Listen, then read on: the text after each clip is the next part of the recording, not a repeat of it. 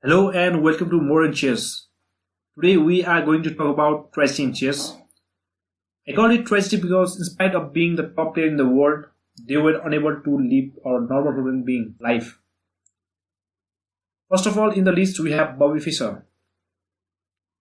If you love chess, then the name is not new for you guys and needs no introduction. Many grandmasters regard him as the greatest player ever lived. Some says he's the god of chess. First of all, let's talk about his achievements. At the age of 13, he won a brilliancy that became known as the game of the century. At the age 15, Fischer became the youngest grandmaster up to that time and the youngest candidate for the world champion. At the age of 20, Fischer won 1963-1964 US Championship with 11 by 11, the perfect score in the history of the tournament. In July 1971, he became the first official FIDE #1 rated player. His book, My 60 Memorable Games, published in 1969, is regarded as the classic work of chess literature.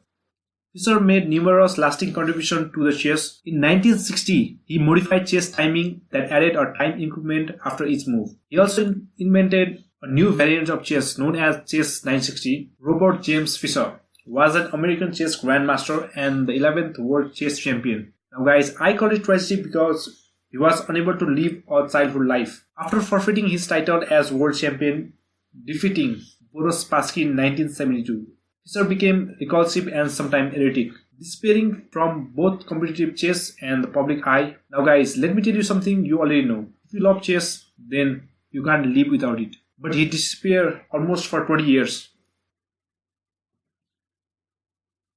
The reason he came back due to the lack of money in 1992. He re-emerged and won an unofficial match against Spassky. It was held in Yugoslavia, which was under a United Nations embargo at that time. His participation led a conflict with the US government, which warned Fischer that his participation in the match would violate an executive order imposing US sanctions on Yugoslavia, and ultimately issued a warrant for his arrest. After that, he lived his life as immigrant. In 2004, he was arrested in Japan and held for several months for using a passport that had been revoked by the US government. Eventually, he was granted an Icelandic passport and citizenship by the Special Act of Icelandic Althing, allowing him to live in Iceland until the death in 2008.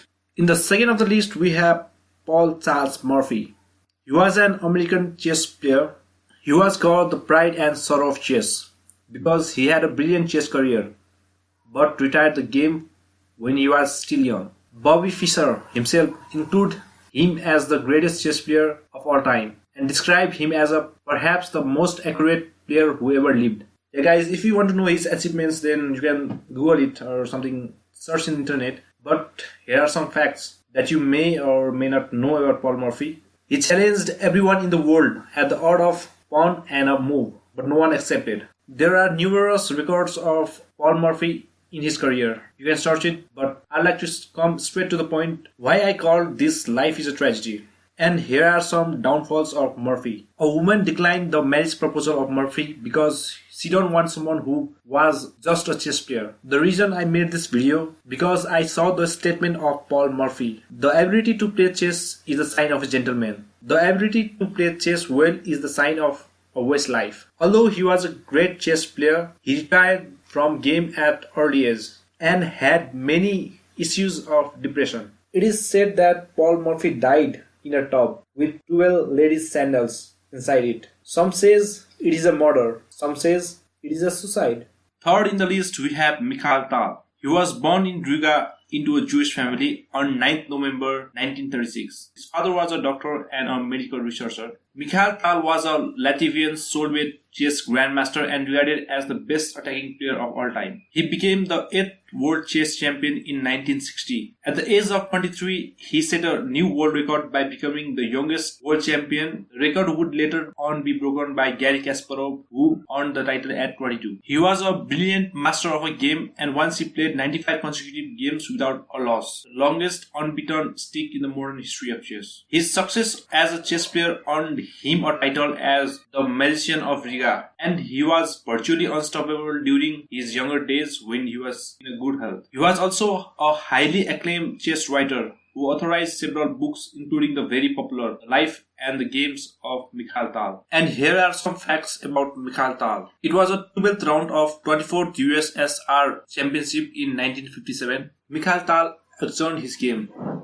Straight after play, Tal went off to a date with a girl. While other players were enjoying their sleep, Tal spent the time walking around the street of Moscow. Next to the Byuroluzhsky railway station, they crossed the road in the wrong place and policemen arrested them and brought to the police station. Tal went home at 7 a.m. The game was still lost on resumption. And this is the fact I read on a book by Mikhal Tal, The Life and Games of Mikhal Tal. Tal was playing against Grandmaster Vaskov. They reached a very complicated position and Tal was considering a knight sacrifice. Suddenly he started to think about a hippopotamus drowning in swamp. He tried to figure out how to save the poor hippo. After 40 minutes of thinking about this problem, Tal realizes that he couldn't save the poor hippo and that something simply can be calculated. He realized that knight sacrifice was purely intuitive and it promised an interesting game. The following day, the newspaper wrote how Tal, after thinking for 40 minutes about the position, managed to calculate all the variation and win the game with a great knight sacrifice. Mikhal Tal married 3 times. In 1959, he married 19-year-old Russian actress Sally Landian. This marriage lasted for 11 years and ended in divorce in 1970. His second marriage also did not last for long. He later married Angelina Petuko, who worked in a Riga magazine. He had been a sickly child and he had fairly good health during his youth. He suffered from kidney problems that intensified over time. He underwent several surgeries over the years and even lost a kidney to his illness. He became addicted to smoking and drinking, which further affected his life. He died on 28 June 1992 of a hemorrhage in his esophagus. He was just 55. The reason I made this video will be revealed in next video. Thank you for watching.